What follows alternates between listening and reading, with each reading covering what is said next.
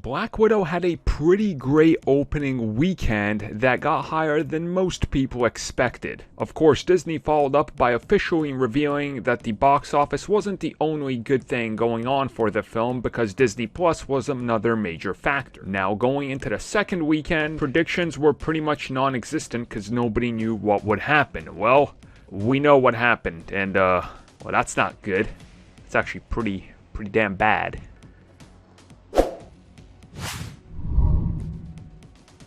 Okay, so depending on where you look, you're going to get a different outlook on the report. It's still the biggest North American and international combined. You know what? It's doing pretty impressive. I'm not going to break down every territory or whatever. It's pretty impressive for what it's doing, and that's what matters here. The point here is that the second weekend is not as good as most people expected it or thought it would be. Essentially, by tracking and how you look at the Friday and going into Saturday early sales, and then you combine what your predictions are for Sunday, it's looking pretty bad for Black Widow.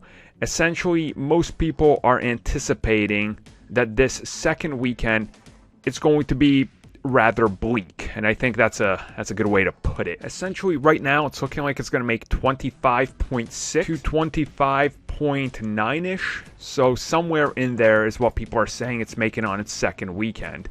So if you think about that, that's about a 68 to 69% drop from 80 million. Again, it's hard to quantify this as a failure or something like that, because I mean, the Disney Plus factor is huge, and we don't know what the second weekend is going to do for Disney Plus. And also, it's in a weird position where, again, you're comparing this to other MCU films pre-pandemic and everything, so of course it's never going to be on those levels. Like, you'd have to be insane to think that this film on its second weekend was going to keep up with the rest of the MCU films, especially when the choice is out there to buy it and watch it at home.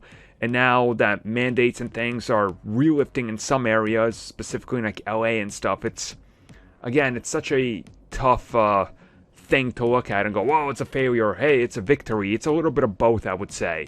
It's a victory for Disney Plus. It's a failure for comparisons to what the last MCU films did, but again, what isn't, right? And I honestly think the long term for this one is the most important factor. When Disney officially confirms at the end of, like, let's say 5 to 6 weeks what it did, because then it's going to trail off, and obviously there's still some international territories that have yet to get the film, and we don't know what's going to happen and what happens with China's release and everything. So it's a wait and see approach, and I guess for now we just wait and see what happens. My guess would be worldwide it will pass like your 350, 400 million safely, but again, until Disney reveals the total amount of money they make on Disney Plus, then we got to factor that in, and then the picture will obviously be much higher. But we just got to kind of wait and see what the approach is to revealing any data for it.